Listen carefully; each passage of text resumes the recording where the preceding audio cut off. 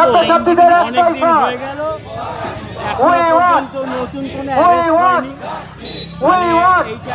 Serampore college প্রাক্তন বর্তমান ছাত্রছাত্রীদের একটাই স্যার, শ্রীরামপুর কলেজ প্রাক্তন বর্তমান ছাত্রছাত্রীদের একটাই স্যার,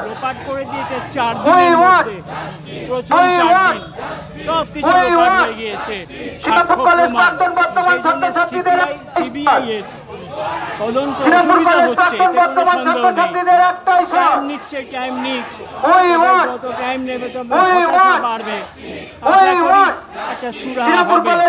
আরো দোষী যারা আছে তারা ধরা পড়বে। শ্রীরামপুর কলেজ প্রাক্তন বর্তমান ছাত্রছাত্রীদের একটাই স্যার।